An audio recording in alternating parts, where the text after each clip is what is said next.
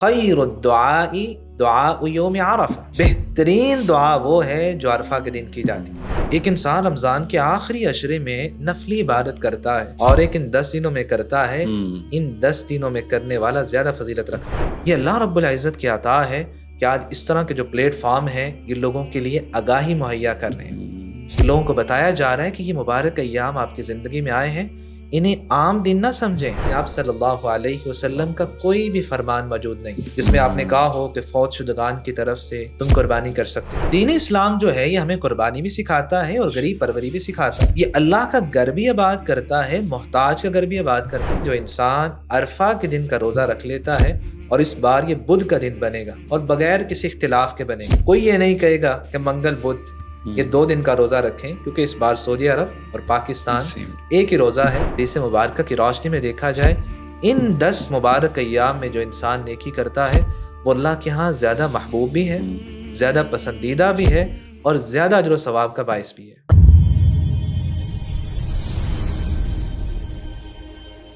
السلام علیکم ورحمۃ اللہ وبرکاتہ۔ Welcome to a brand new episode of حبل اللہ۔ میں ہوں آپ کا ہوسٹ ایرج خان، اور آج ہم بات کرنے جائیں گے جو کہ ہمارا کرنٹ سینیریو ہے کہ ماہ ذی الحج کا۔ یہ بہت ہی اہمیت والا مہینہ ہے، اور اس میں جو دنوں کی مناسبت اور اس کی اہمیت اور فضیلت یہ بھی ایک خاص مناسبت رکھتی ہے۔ جتنا ہی یہ اہم موضوع ہے اتنے ہی اہم شخصیت آج ہمارے ساتھ موجود ہیں، اور یہ کسی بھی تعارف کے محتاج نہیں۔ ہماری بڑی خوش نصیبی ہے کہ ہمیں یہ دوسری دفعہ ان کی سعادت نصیب ہو رہی ہے۔ اس سے پہلے بھی ہم نے جو ہے ان کو انوائٹ کیا تھا، اور ماہ رمضان میں انہوں نے جو قیمتی موتی ہمارے ساتھ شیئر کیے تھے علم کے، وہ ہم اس سے بہت فیض یاب ہوئے، اور ہماری آڈینس بھی۔ تو ہمارے ساتھ آج موجود ہیں قاری عمر میر محمدی صاحب، ہم ان کا استقبال کرتے ہیں۔ السلام علیکم ورحمۃ اللہ وبرکاتہ۔ السلام ورحمۃ اللہ وبرکاتہ۔ شیخ بہت بہت شکریہ کہ آپ نے قیمتی وقت دیا، اور اس جو ذی الحج کا مہینہ ہے اسی کی مناسبت سے ہم چاہیں گے کہ ہمارے جو نوجوان ہیں وہ اس کی اہمیت کو مد نظر رکھیں، اور پھر وہ کام کریں جو کہ ابھی جیسے آپ فرما رہے تھے کہ صحابہ جو کرتے تھے، رسول اللہ صلی اللہ علیہ وسلم نے جو ہمیں تاکید کی۔ تو اس میں اگر آغاز کرنا چاہوں کہ سورہ الفجر میں جو اللہ تعالیٰ نے ان 10 راتوں کی قسم کھائی ہے، اگر آپ یہ ہمیں سمجھائیں کہ یہ کون سی راتیں ہیں اور ان کی فضیلت کیوں ہے، اور کس وجہ سے اللہ سبحانہ وتعالیٰ نے اتنا اس پہ زور دیا کہ قرآن میں اس کا ذکر ہے۔ بارک اللہ فیکم۔ الحمد للہ الذی اکرمنا بالاسلام وانعم علینا بنعمت الایمان وشرفنا باتباع خیر الانام، اما بعد۔ اللہ رب العزت نے انسان کو پیدا کیا ہے اور اس کی ہدایت، اصلاح اور روحانی بلندی کے لیے اسے زندگی میں کچھ خاص لمحات عطا کیے ہیں۔ انہی خاص لمحات میں سے ایک عشر ذی الحجہ، یہ مبارک 10 ایام ہیں جن میں کی گئی نیکی کا اجر اللہ رب العزت کئی گنا بڑھا دیتے ہیں۔ صحابہ کرام اور سلف صالحین کی زندگی میں جب یہ مبارک دن آیا کرتے تو ان کی قدر کیا کرتے۔ ابو عثمان النہدی رحمۃ اللہ علیہ جو کہ 95 ہجری میں فوت ہوئے، صحابہ کرام سے کسب فیض کرنے والے ہیں، وہ فرماتے کان السلف یعظمون 3 عشرات۔ جو صحابہ کرام اور تابعین ہیں ان کی زندگی میں جب 3 عشرے آتے تو ان کی قدر کیا کرتے کہ اللہ رب العزت نے یہ مبارک عشرے ہماری زندگی میں کر دیے۔ العشر الاول من المحرم، ماہ محرم کا پہلا عشرہ، والعشر الاول من ذی الحجہ، یہ ذی الحجہ کے پہلے مبارک 10 دن، والعشر الاواخر من رمضان۔ اسی طرح رمضان کا جب آخری عشرہ آتا تو ان کی بہت زیادہ قدر کیا کرتے اور اپنے آپ کو عبادت میں لگا دیتے۔ اللہ رب العزت نے قرآن مجید میں ان مبارک 10 ایام کی عظمت، شرف اور فضیلت کو واضح کرنے کے لیے قرآن مجید میں قسم اٹھائی ہے، والفجر ولیال عشر۔ اللہ رب العزت سے بڑھ کر کسی کی بات میں سچائی نہیں ہو سکتی۔ وہ خالق کائنات جب کسی چیز کی قسم اٹھاتے ہیں تو اس کی اہمیت اور قدر اور زیادہ بڑھ جاتی ہے۔ یہاں اللہ رب العزت نے 10 راتوں کی قسم اٹھائی ہے۔ مفسر ابن کثیر رحمۃ اللہ علیہ کہتے ہیں اللیال العشر المراد بها عشر ذی الحجہ، یہاں 10 راتوں سے مراد عشرہ ذی الحجہ کے 10 دن مراد ہیں، اور یہی تفسیر سیدنا عبداللہ بن عباس رضی اللہ تعالیٰ نے کی ہے۔ سیدنا عبداللہ بن زبیر نے کی ہے، مجاہد بن جبر نے کی ہے، اور اکثر مفسرین کا یہی قول ہے کہ اللہ رب العزت نے ان 10 دنوں کی اس لیے قسم اٹھائی ہے کہ لوگ ان کی قدر کو پہچانیں اور ان میں زیادہ سے زیادہ ذکر الہی، عبادت اور نیکی کا اہتمام کریں۔ اچھا شیخ، اس میں جو یہ بتایا جاتا ہے اتنی فضیلت ہے، آپ نے ماشاءاللہ جس طرح سے جو ہے وہ بیان کیا، پھر یہ بھی ہمیں بتایا جاتا ہے کہ رسول اللہ صلی اللہ علیہ وسلم نے خاص ان دنوں کی تاکید کی، انہوں نے کہا کہ ان دنوں میں جو کیے گئے اعمال ہیں وہ سب سے بہتر ہیں۔ تو وہ جو اعمال ہیں، اگر آپ بتائیں وہ کون سے اعمال ہیں، کیا اس میں کوئی ڈفرینسیشن ہے، یا ہم یہ کریں کہ یہ مستحب ہیں یا ہم یہ کریں، تو وہ کون سے اعمال جو ہیں وہ ان 10 دنوں میں کرنے بہت ضروری ہیں؟ عشرہ ذی الحجہ میں کی جانے والی کوئی بھی نیکی، کوئی بھی عمل اللہ رب العزت کو بقیہ تمام دنوں کے مقابلے میں زیادہ محبوب بھی ہے، زیادہ پسندیدہ بھی ہے، اور زیادہ اجر و ثواب کا باعث بھی ہے۔ مسند احمد میں سیدنا عبداللہ بن عمر رضی اللہ تعالیٰ عنہ بیان کرتے ہیں، آپ صلی اللہ علیہ وسلم نے فرمایا ما من ایام افضل عند اللہ، کوئی بھی دن اللہ رب العزت کے ہاں ان 10 دنوں سے زیادہ عظمت والا نہیں ہے، یہی 10 ایام سب سے زیادہ عظمت والے ہیں۔ ولا احب الیہ من العمل فیہن من هذه الایام العشر، اور نہ ہی کسی دن کا عمل اللہ رب العزت کو ان 10 دنوں میں کیے گئے عمل سے زیادہ محبوب ہوتا ہے۔ یہی مبارک ایام ہیں جن میں انسان کوئی عمل کرتا ہے تو اللہ رب العزت کو وہ عمل سب سے زیادہ محبوب ہوتا ہے۔ صحابہ کرام نے سوال کر دیا، یا رسول اللہ ولا الجہاد فی سبیل اللہ، اللہ کے رسول ایک شخص عام دنوں میں راہ جہاد پہ نکلتا ہے تو وہ بھی ان دنوں میں کیے گئی نیکی کا مقابلہ نہیں کر سکتا؟ تو آپ صلی اللہ علیہ وسلم نے یہ نہیں کہا کہ ہاں مجاہد تو فائق ہے، بلکہ کیا کہا، ولا المجاہد فی سبیل اللہ، اللہ کے راستے میں جہاد کرنے والا بھی ان دنوں میں کی گئی نیکی کا مقابلہ نہیں کر سکتا۔ الا رجل خرج بنفسه وماله فلم يرجع من ذلك بشيء، ہاں وہ مجاہد تو فائق ہو سکتا ہے جو جان بھی اور مال دونوں راہ خدا میں لے کے نکلے اور دونوں ہی قربان کر دے، اور اگر کوئی غازی بن کے بھی لوٹتا ہے وہ بھی ان دنوں میں کی گئی نیکی کا مقابلہ نہیں کر سکتا۔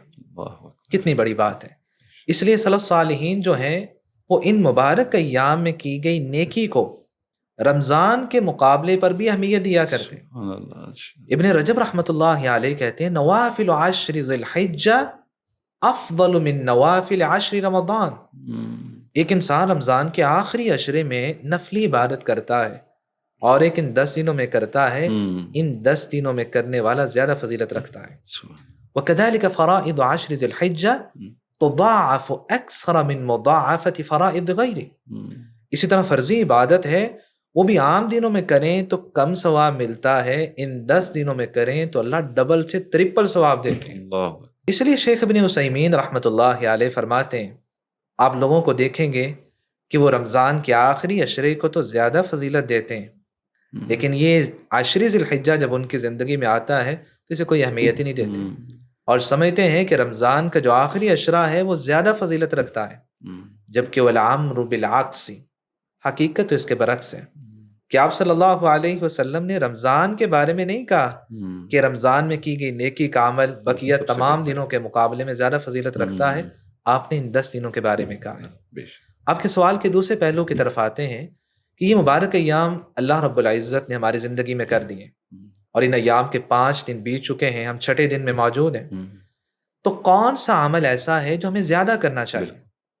ہمیں اس عمل کو زیادہ ترجیح، زیادہ اہمیت دینی چاہیے جسے آپ صلی اللہ علیہ وسلم نے اہمیت دی اور جسے اللہ رب العزت نے اہمیت دی۔ ایک یہ ہے کہ میں اور آپ ڈسکس کریں کہ ہمیں کون سا عمل زیادہ کرنا چاہیے، اور ایک اس سے بڑی بات کہ ہم دیکھیں کہ آپ صلی اللہ علیہ وسلم ہماری کیا رہنمائی کر رہے ہیں۔ مسند احمد میں عبداللہ بن عمر رضی اللہ تعالیٰ عنہ بیان کرتے ہیں کہ آپ صلی اللہ علیہ وسلم نے جہاں ان 10 دنوں کی فضیلت کو بیان کیا وہاں ان میں کیا جانے والا عمل بھی بیان کیا۔ فرمایا فَأَكْثِرُوا فِيهِنَّ مِنَ التَّهْلِيلِ وَالتَّكْبِيرِ وَالتَّحْمِيدِ، جب یہ مبارک ایام زندگی میں آ جائیں تو پھر کثرت سے اللہ اکبر، لا الہ الا اللہ، الحمد للہ، کثرت سے ان کا ذکر کرنا۔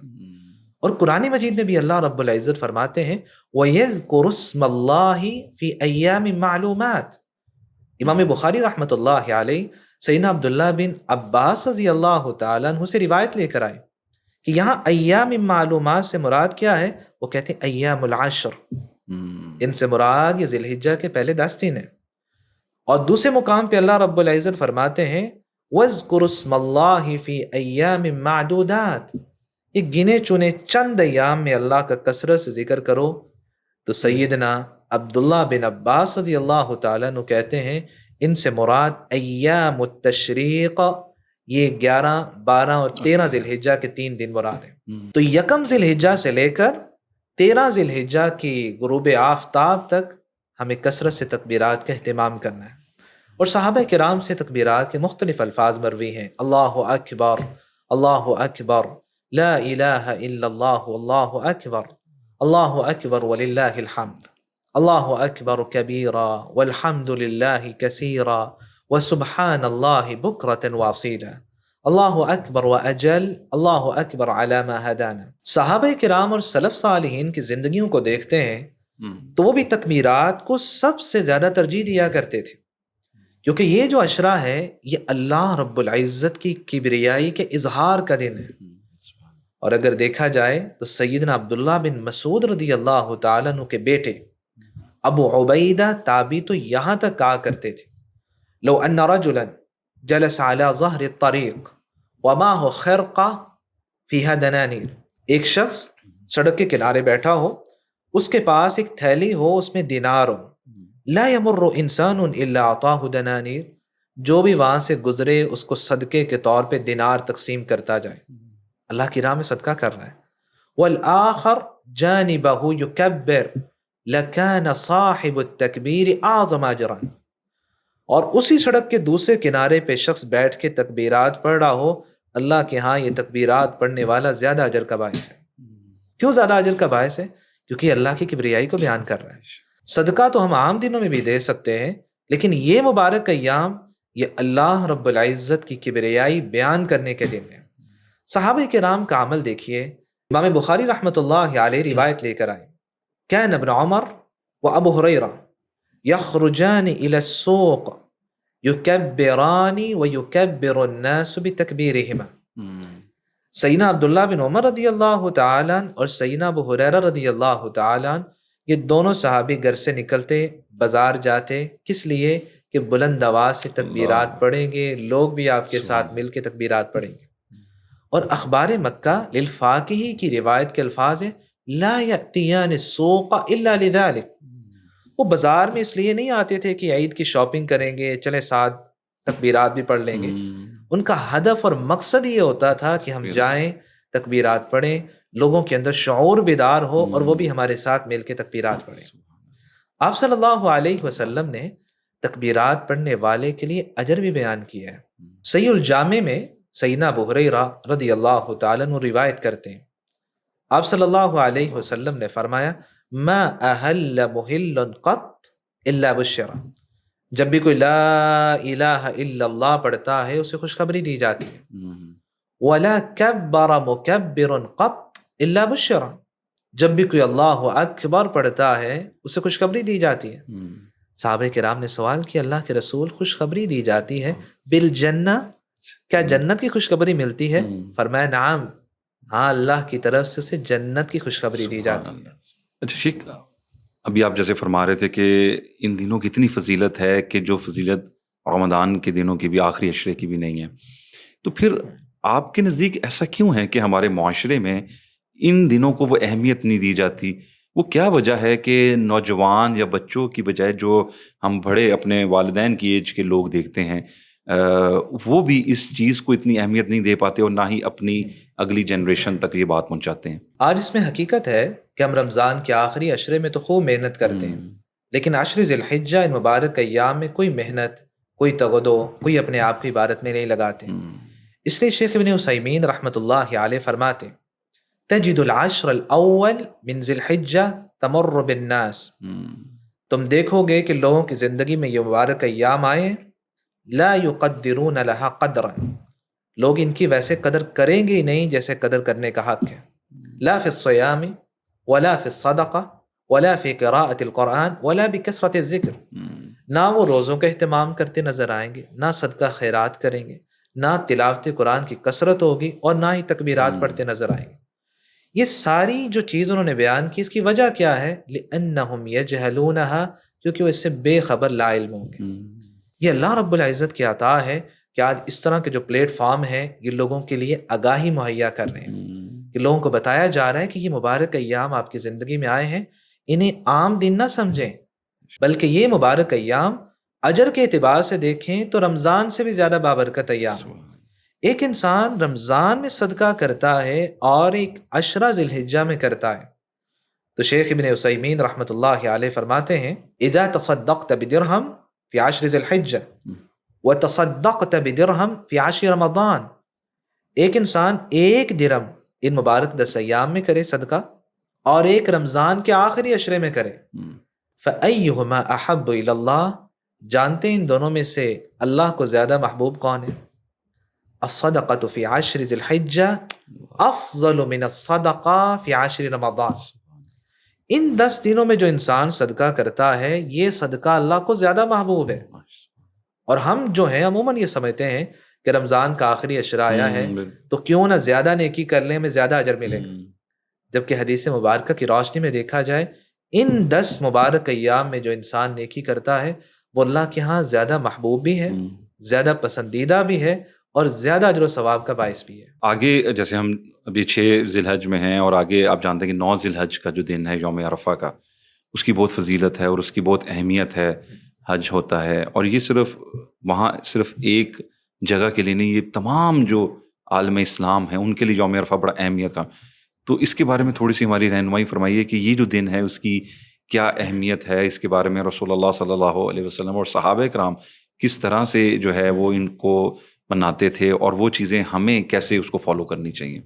سب سے پہلے تو ہم یہ بات کریں گے کہ اس بار وہ بہت سارے سوالات اللہ تعالیٰ نے ختم کر دیے جو ہر سال بالکل سوالات ہوتے تھے جی جی، کہ ہم نے کس کے مطابق جو ہے وہ عرفہ کا روزہ رکھنا ہے۔ بڑا اہم سوال تو اللہ تعالیٰ نے اس بار جو ہے سعودیہ اور پاکستان کا جو چاند ہے برابر کر دیا، برابر ہوئی۔ تو اس بار ایک ہی ہوگا۔ جی۔ تو یوم عرفہ کا جو دن ہے یہ بہت منفرد دن ہے، اس کی 6 ایسی فضیلتیں ہیں جو اسے باقی تمام دنوں سے ممتاز کرتی ہیں۔ میں ان 6 فضیلتوں کو ذکر کرنا چاہوں گا۔ سب سے پہلی فضیلت کہ اللہ رب العزت نے ان 10 مبارک دنوں کی قسم اٹھائی ہے، اس کے اندر یوم عرفہ شامل ہے، لیکن اللہ رب العزت نے اس دن کی پھر الگ قسم اٹھائی ہے تاکہ اس کی اہمیت کو اور اجاگر کیا جا سکے۔ جامع ترمذی میں سیدنا ابو ہریرہ رضی اللہ تعالیٰ عنہ روایت کرتے ہیں، یہ قرآن مجید کی یہ آیت مبارکہ وَالسَّمَاءِ ذَاتِ الْبُرُوجِ وَالْيَوْمِ الْمَوْعُودِ وَشَاهِدٍ وَمَشْهُودٍ، کہ اللہ تعالیٰ نے 3 دنوں کی قسم اٹھائی ہے۔ تو فرماتے ہیں کہ آپ صلی اللہ علیہ وسلم نے فرمایا الیوم الموعود یوم القیامہ، کہ اللہ نے یوم الموعود کی قسم اٹھائی ہے تو وہ قیامت کا دن ہے۔ والیوم المشہود، یہ مشہود دن کی جو قسم اٹھائی ہے اس سے مراد عرفہ کا دن ہے۔ والشاہد یوم الجمعہ، اور شاہد دن کی جو قسم اٹھائی ہے اس سے مراد جمعہ کا دن ہے۔ تو اللہ رب العزت نے جہاں 10 مبارک ایام کی قسم اٹھائی ہے، اس کی ایک الگ قسم اٹھائی تاکہ اس کی اہمیت اور زیادہ اجاگر ہو جائے۔ دوسری فضیلت، یہی وہ مبارک دن ہے جس دن اللہ رب العزت نے دین اسلام، دین فطرت کو مکمل کر دیا۔ الیوم اکملت لکم دینکم واتممت علیکم نعمتی ورضیت لکم الاسلام دینا، آج میں نے اپنا دین مکمل کر دیا، اپنی نعمت تمام کر دی، اور دین اسلام کو تمہارے لیے بطور دستور حیات پسند کر لیا۔ صحیح بخاری میں سیدنا طارق بن شہاب رضی اللہ تعالیٰ عنہ کہتے ہیں، کچھ یہودی آئے سیدنا عمر رضی اللہ تعالیٰ عنہ کے پاس اور کہنے لگے اگر یہ آیت مبارکہ ہمارے دین میں نازل ہوتی تو ہم تو اس دن کو عید کا دن بنا لیتے۔ تو سیدنا عمر رضی اللہ تعالیٰ عنہ پوچھنے لگے ایو آیا، کون سی آیت؟ تو انہوں نے کہا یہ آیت الیوم اکملت لکم دینکم واتممت علیکم نعمتی ورضیت لکم الاسلام دینا۔ تو سیدنا عمر رضی اللہ تعالیٰ عنہ کہنے لگے میں جانتا ہوں کہ یہ آیت مبارکہ کہاں نازل ہوئی، انزلت ورسول اللہ صلی اللہ علیہ وسلم واقف بعرفہ، یہ اس وقت آیت مبارکہ نازل ہوئی جب آپ صلی اللہ علیہ وسلم عرفہ کے دن، یہ 9 ذی الحجہ کے دن عرفہ کے میدان میں تھے۔ تیسری فضیلت آپ صلی اللہ علیہ وسلم نے اس یوم عرفہ 9 ذی الحجہ کا دن جو اس بار منگل کا دن آ رہا ہے، آپ نے اسے عید کے دنوں میں شمار کیا ہے۔ جامع اچھا ترمذی میں عقبہ بن عامر رضی اللہ تعالیٰ عنہ کہتے ہیں کہ آپ صلی اللہ علیہ وسلم نے فرمایا یوم عرفہ و یوم النحر و ایام التشریق عیدنا اہل الاسلام، یہ عرفہ کا دن اور قربانی کا دن اور 3 ایام جو ایام تشریق کہلاتے ہیں، اس بار دیکھا جائے تو منگل، بدھ، جمعرات، جمعہ اور ہفتہ، یہ 5 ایام جو ہیں یہ دین اسلام میں عید کے دن ہیں۔ سبحان اللہ۔ چوتھی فضیلت، یہی وہ مبارک دن ہے کہ سال کے اگر دیکھے جائیں 360 دن ہیں، تو کس دن اللہ رب العزت لوگوں کو جہنم سے زیادہ آزادی عطا فرماتے ہیں، تو یہی وہ مبارک دن ہے۔ اللہ۔ صحیح مسلم میں سیدہ عائشہ رضی اللہ تعالیٰ عنہ روایت کرتی ہیں کہ آپ صلی اللہ علیہ وسلم نے فرمایا ما من یوم اکثر من ان یعتق اللہ فیہ عبدا من النار من یوم عرفہ، کوئی ایسا دن نہیں ہے جس دن اللہ تعالیٰ لوگوں کو جہنم سے زیادہ آزادی عطا فرمائے یوم عرفہ سے بڑھ کر۔ اور یہاں رک کے میں کہنا چاہوں گا کہ حدیث نے یوم عرفہ کا نام لیا، لیلۃ القدر کا نام نہیں لیا۔ ہم لیلۃ القدر کو اتنی زیادہ فضیلت دیتے ہیں اور دینی بھی چاہیے، بہت مبارک رات ہے، لیکن یوم عرفہ کی لیلۃ القدر سے دیکھا جائے تو زیادہ فضیلت ہے۔ اچھی فضیلت، آپ صلی اللہ علیہ وسلم نے جو انسان اس دن دعا کرتا ہے اس کی دعا کو بہترین قرار دیا ہے۔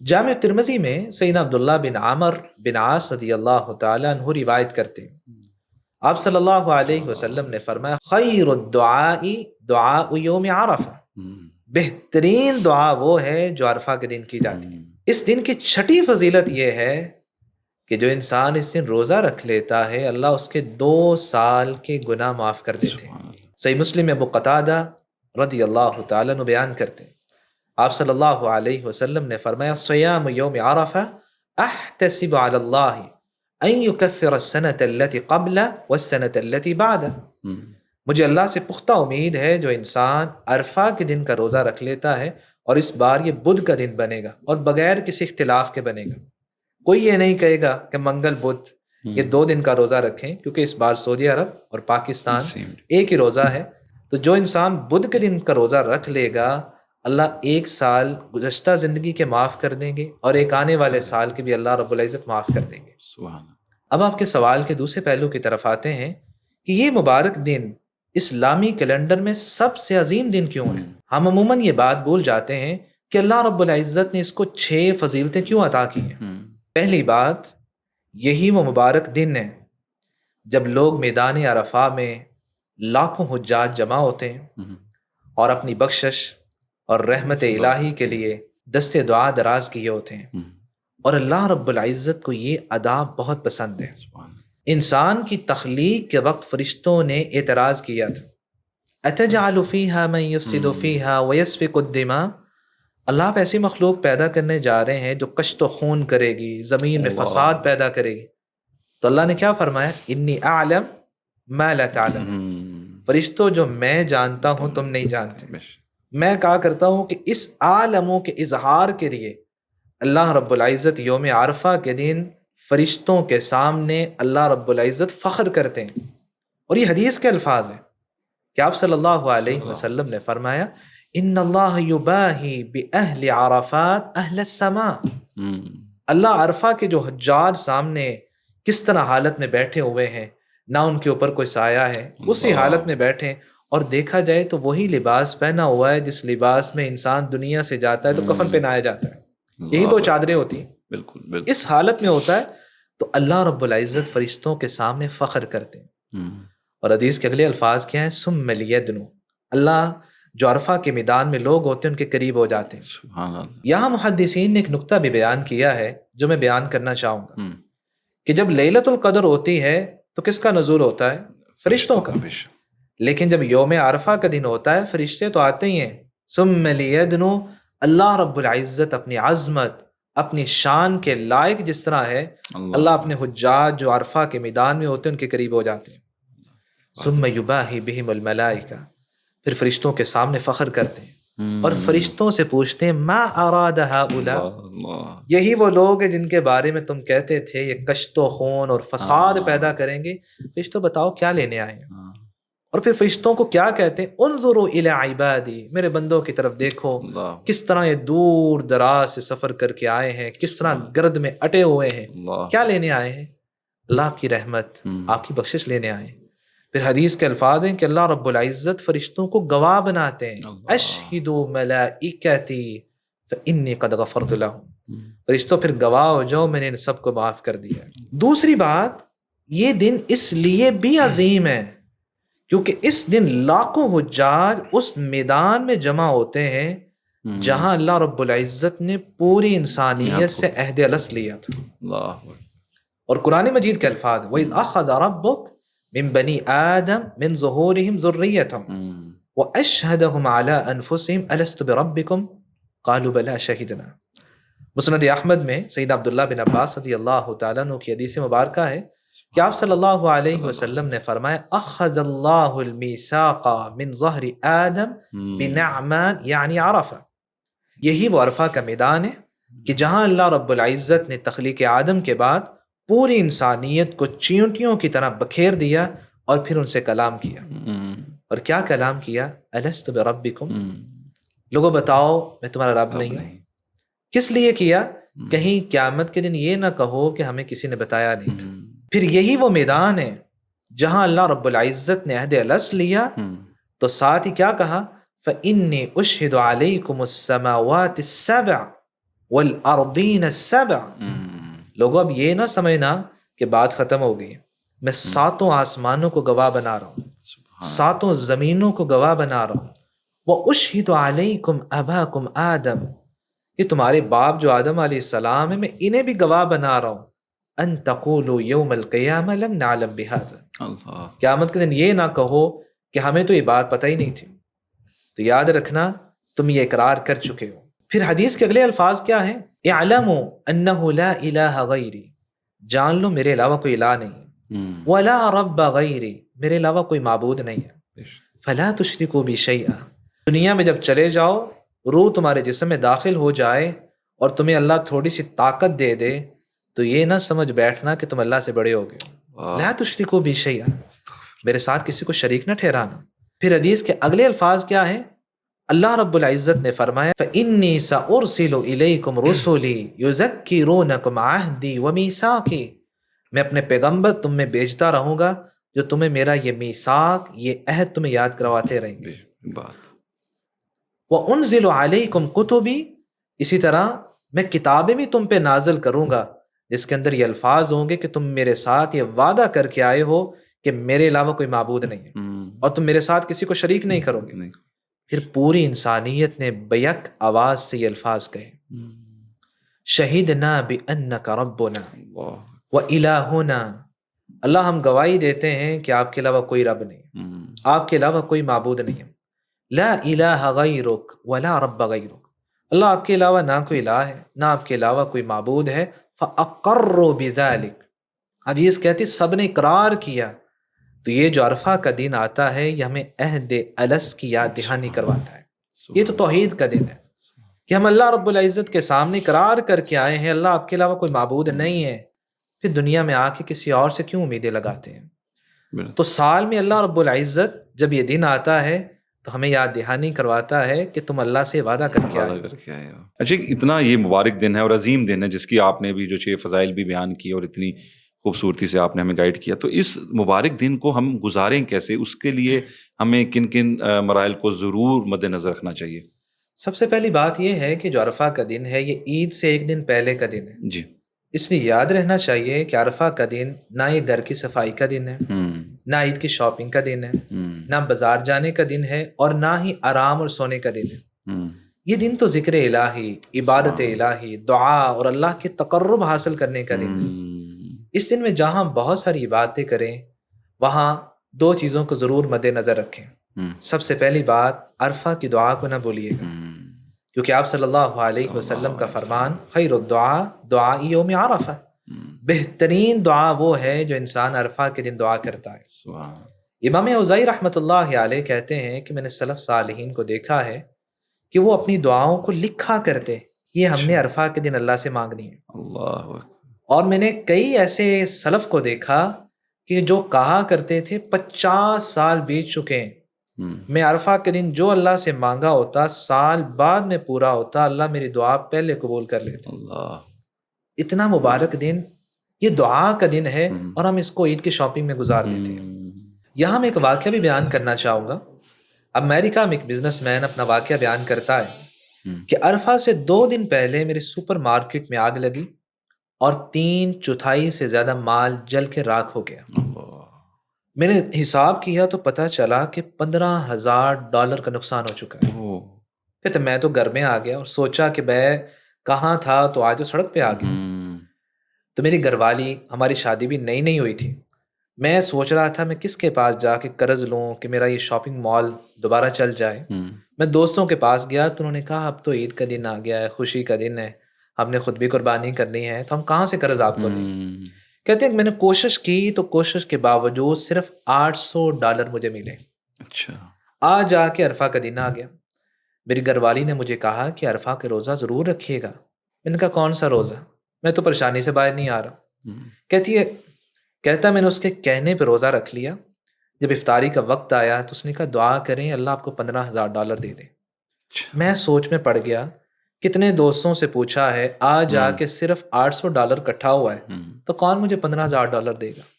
کہتا میں نے ہاتھ اٹھا لیے، کچھ اور تو مانگا نہیں، بس یہی دعا کی اللہ $15,000 دے دیں۔ نماز مغرب پڑھی، آدھا گھنٹہ گزرا تھا کہ ایک دوست کی کال آئی، کہا میں کافی شاپ پہ بیٹھا ہوں، میرے پاس آؤ۔ اچھا، میں وہاں گیا تو مجھے کہا کہ فلاں دوست ہے، وہ چاہتا ہے کہ میں بھی کوئی انویسٹمنٹ کروں، اچھا، تو اس کے پاس $30,000 ہیں، آپ شامل کرنا چاہیں گے؟ اللہ اکبر۔ کہتے میری خوشی کے کیا کہنے، میں نے $30,000 لیے اور کہا کہ اس کے ساتھ ایگریمنٹ ہو گیا جی، کہ میں 1.5 سال بعد یہ پیسے آپ کو لوٹا دوں۔ ٹھیک ہے۔ میں گھر میں آیا رونے لگ گیا کہ ابھی تو دعا اچھے انداز سے کی نہیں اور اللہ نے پوری بھی کر دی۔ اب اس سے آگے اور بھی بڑی بات ہے، وہ کہتا ہے 1.5 سال کا عرصہ گزرا، اب اماؤنٹ واپس کرنی تھی۔ میں نے $30,000 لیے، اس ساتھی کو ملا، کہا وہ ہمارا ایگریمنٹ ہوا تھا، یہ $30,000 ہے، میں واپس کرنے آیا ہوں۔ اس نے کہا کون سے $30,000؟ میں نے کہا آپ نے مجھے دیے تھے۔ کہا نہیں ایسی بات نہیں ہے، فلاں جو آپ کا دوست ہے اس کی جو وائف ہیں ان کو کینسر کی مریضہ تھی، اب الحمدللہ وہ ٹھیک ہو گئی ہیں، تو انہوں نے کہا میں کسی کی مدد کرنا چاہتا ہوں، آپ کا پتہ چلا تو کہا ان کو بتائیے گا نا یہ $30,000 انہیں دے دیں، تو یہ آپ کے ہی ہیں، یہ میرے نہیں ہیں۔ سبحان اللہ۔ ہم سمجھتے ہیں یہ عام دن ہے، اس سے دعا کریں اپنے لیے، اپنے والدین کے لیے، رشتہ داروں کے لیے، اسی طرح حاکم وقت کے لیے، امت کی اصلاح و بہبود کے لیے، ملک پاکستان کے لیے، ہم جہاں بھی ہیں ہمیں دعا کرنی چاہیے ان مسلمانوں کے لیے جو غزہ میں پریشانی کے عالم میں بیٹھے ہوئے ہیں، کشمیر کے مسلمان ہیں، ہمیں ان کے لیے دعا کرنی چاہیے۔ اس دن کو ہم دعا نہیں کرتے، ہم سونے میں گزار دیتے ہیں۔ دوسری بات جو اس دن ہمیں اس کا اہتمام کرنا چاہیے کہ ہم اس دن کا روزہ رکھیں۔ آپ صلی اللہ علیہ وسلم کا فرمان ہے کہ اللہ رب العزت 2 سالوں کے گناہ معاف کر دیتے ہیں۔ کتنا ہی اچھا ہو کہ ہم ایسا کام کریں کہ ہماری زندگی کے 2 سالوں کے گناہ نہ معاف ہوں بلکہ ساری زندگی کے گناہ معاف ہو جائیں۔ اگر یہ خواہش ہے تو 2 کام ضرور کریں۔ پہلا یہ کام، جہاں خود روزہ رکھیں وہاں کسی کو ترغیب دیں کہ آپ بھی روزہ رکھیں۔ صحیح مسلم میں سیدنا ابو ہریرہ رضی اللہ تعالیٰ عنہ روایت کرتے ہیں، آپ صلی اللہ علیہ وسلم نے فرمایا من دعا الی ہدی کان له من الاجر مثل اجور من تبعه لا ينقص ذلك من اجورهم شیئا، جو کسی کو ہدایت، نیکی، خیر پہ لگاتا ہے، جتنا نیکی کا کام کرنے والے کو ثواب ملتا ہے اتنا ہی اجر اس شخص کو بھی ملتا ہے جس نے نیکی پہ لگایا ہے۔ سبحان میری وجہ سے اگر 10 لوگ بھی روزہ رکھیں کیا 20 سال کے گناہ نہیں معاف ہوں گے؟ بالکل۔ اور آج اللہ رب العزت نے کتنی آسانی کر دی ہے کہ ہم موبائل پہ واٹس ایپ اسٹیٹس بھی لگا سکتے ہیں، کسی کو میسج بھیج سکتے ہیں، آج فیس بک کے ذریعے کسی کو اویئرنیس دے سکتے ہیں کہ آپ روزہ رکھیں۔ اگر کوئی رکھے گا تو کتنے سالوں کے گناہ معاف ہوں گے۔ دوسرا کام، اگر چاہتے ہیں کہ 2 سال کے گناہ نہ معاف ہو بلکہ زیادہ سالوں کے معاف ہو جائیں تو لوگوں کو افطاری کروائیں۔ زید بن خالد الجہنی رضی اللہ تعالیٰ عنہ روایت کرتے ہیں، آپ صلی اللہ علیہ وسلم نے فرمایا من فطر صائما كان له من الاجر مثل اجور من تبعه لا ينقص ذلك من اجورهم شيئا، جو کسی کو افطاری کرواتا ہے جتنا روزے دار کو ثواب ملتا ہے اتنا ہی اجر اس شخص کے لیے ہے جو روزہ افطار کرواتا ہے۔ اور یہاں شیخ ابن عثیمین رحمۃ اللہ علیہ کے الفاظ سمجھنے والے ہیں۔ وہ کہتے ہیں کہ آپ صلی اللہ علیہ وسلم نے افطاری کی بات کی ہے، آپ نے یہ تھوڑی کہا ہے کہ آپ پلاؤ کھلاؤ، آپ دیگ چڑھاؤ۔ اگر کوئی کسی کو ایک کھجور کی بھی افطاری کروا دیتا ہے اللہ اس سے بھی روزے دار جتنا اجر عطا فرماتے ہیں۔ کیا ہم کسی کو کھجور بھی لے کے نہیں دے سکتے؟ کتنا ہی اچھا ہو کہ ہم اس سال خود افطاری کا انتظام کریں، جہاں اپنے لیے افطاری بنائیں وہاں کچھ اضافی افطاری بنا لیں۔ باس دیکھیں کون ہے ضرورت مند، کون ہے جو آج بھوکا رہ گیا ہے، اس کو افطاری کروا دیں، تو ہم کتنے ہی سالوں کے گناہ معاف کروا سکتے ہیں۔ اچھا، جو اب کیونکہ پھر آگے ان 10 دنوں میں ہم جانتے ہیں جو مین پھر جو 10 ذی الحج ہے، یوم نحر بھی، اور جو قربانی کا دن ہے، اس کے بارے میں بھی ذرا رہنمائی فرمائیے گا کہ جو لوگ اپنی قربانی کرتے ہیں، پھر یہ بھی ہے کہ جو 7 لوگ کیا ایک گائے کی قربانی میں شامل ہو سکتے ہیں، اور اس کے ساتھ جو مرحومین ہیں کیا ان کو بھی ان کے حصے کی قربانی، والدین کے بچوں کی، تو اسی قربانی کا جو ہے نا معاملہ، اس کے بارے میں ہماری ضرور رہنمائی فرمائیں۔ آپ کا جو سوال ہے اس کے 4 پہلو ہیں، تو اس چاروں پہلوں کو الگ الگ بیان کرنا چاہوں گا۔ پہلا نقطہ کہ گائے میں کتنے لوگ شریک ہو سکتے ہیں۔ صحیح مسلم میں سیدنا جابر رضی اللہ تعالیٰ عنہ روایت کرتے ہیں، خرجنا مع رسول اللہ صلی اللہ علیہ وسلم محلین بالحج، ہم آپ صلی اللہ علیہ وسلم کے ساتھ حج کا تلبیہ کہتے ہوئے نکلے، فأمرنا ان نشترك في الإبل والبقر كل 7 منا في بدنة، آپ صلی اللہ علیہ وسلم نے ہمیں حکم دیا کہ ہم جو بڑے جانور ہیں گائے اور اونٹ، اس میں 7 لوگ حصے دار بندے شریک ہو جائیں۔ تو بڑا جو جانور ہے گائے یا اونٹ، اس میں 7 لوگ شریک ہو سکتے ہیں۔ آپ کے سوال کا جو دوسرا پہلو ہے کیا مرحومین فوت شدگان کی طرف سے قربانی کی جا سکتی ہے، تو پہلی بات یہ ہے کہ اس کے بارے میں آپ صلی اللہ علیہ وسلم کا کوئی بھی فرمان موجود نہیں ہے جس میں آپ نے کہا ہو کہ فوت شدگان کی طرف سے تم قربانی کر سکتے ہو۔ 2 حدیث مبارکہ ہیں جن سے دلیل لی جاتی ہے۔ پہلی حدیث مبارکہ مسند احمد، سنن الکبری البیہقی میں، المعجم الکبیر کے اندر موجود ہے۔ ابو رافع روایت کرتے ہیں کہ آپ صلی اللہ علیہ وسلم نے 2 مینڈوں کی قربانی کی، اور بعد میں کیا الفاظ کہے، احدہما عمن شہد بالتوحید وله بالبلاغ والآخر عنہ عن اہل بیت۔ آپ صلی اللہ علیہ وسلم نے 2 مینڈے قربان کیے، کہا پہلا جو مینڈا ہے ان لوگوں کی طرف سے ہے جو توحید اور میری دعوت ان تک پہنچی ہے، انہوں نے توحید و رسالت کی گواہی دی ہے، اور جو دوسرا مینڈا ہے یہ میرے اور میرے گھر والوں کی طرف سے۔ تو جو آپ صلی اللہ علیہ وسلم نے اہل توحید بولا ہے ان میں صحابہ کرام شہید بھی تو ہو چکے تھے، تو ان کو شامل کیا ہوگا، لیکن یہ حدیث مبارکہ ضعیف ہے۔ اسی طرح سنن ابی داود میں، جامع ترمذی میں سیدنا علی رضی اللہ تعالیٰ عنہ کی حدیث مبارکہ موجود ہے کہ وہ 2 قربانیاں کیا کرتے، وہ کہا کرتے احدہما عن النبی والآخر عن نفسی، میں 2 قربانیاں کر رہا ہوں، ایک میری طرف سے ہے اور ایک نبی اکرم صلی اللہ علیہ وسلم کی طرف سے۔ وقد امرنی بہ فلا ادعہ ابدا، آپ صلی اللہ علیہ وسلم نے مجھے اس بات کا حکم دیا تھا کہ میری طرف سے قربانی کرنا، اس لیے میں اسے نہیں چھوڑنے والا۔ تو اس حدیث مبارکہ کو بھی علماء نے ضعیف قرار دیا، اس لیے کوئی بھی ایسی حدیث مبارکہ موجود نہیں ہے جس میں یہ ہو کہ فوت شدگان کی طرف سے قربانی کرنی چاہیے۔ آپ کے سوال کا جو تیسرا پہلو ہے کیا نبی اکرم صلی اللہ علیہ وسلم کی طرف سے قربانی کرنی چاہیے، اس سوال کو لینے سے پہلے ہمیں اس حدیث مبارکہ کو سمجھنا چاہیے۔ من دل علی خیر فلہ اجر مثل فاعل، جو کسی کو خیر نیکی کے کام پہ لگاتا ہے کیا اسے اتنا ثواب نہیں ملتا جتنا نیکی کا کام کرنے والے کو ملتا ہے؟ تو ہمیں قربانی کا طریقہ کس نے بتایا؟ ہم نماز پڑھتے ہیں، کس نے طریقہ سکھایا؟ ہم چھوٹی سی چھوٹی نیکی اور بڑی سی بڑی عبادت کچھ بھی کر لیں، کیا پوری امت کا ثواب 1400 سال سے ہادی رہبر کو نہیں مل رہا؟ ہم صرف قربانی کی بات کر رہے ہیں، ہماری نماز کا بھی ثواب انہیں پہنچ رہا ہے، ہم صدقہ کرتے ہیں، ہم اخلاق سے بات کرتے ہیں، ہم کردار کو سنوارتے ہیں، ہم صلہ رحمی کرتے ہیں، حتیٰ کہ ہم تلاوت قرآن کرتے ہیں، 1 ارب پڑھتے ہیں، 10 نیکیاں ملتی ہیں، کیا اللہ کے رسول کو نہیں ملتی؟ قرآن مجید ہم تک کس نے پہنچایا؟ یہ اللہ کا پیغام کس نے دیا؟ بے شک، سب کچھ آپ صلی اللہ علیہ صلی اللہ وسلم نے علیہ دیا ہے. تو ہمیں یقین رکھنا چاہیے ہماری ہر نیکی کا مکمل اجر اللہ کے رسول کو بھی مل رہا ہے. چوتھا پہلو، کیا ہمیں امت کی طرف سے قربانی کرنی چاہیے؟ آپ صلی اللہ علیہ وسلم نے جب قربانی کی تو صحیح مسلم کے الفاظ ہیں، آپ نے کہا اللہم تقبل منی وآل محمد ومن امت محمد.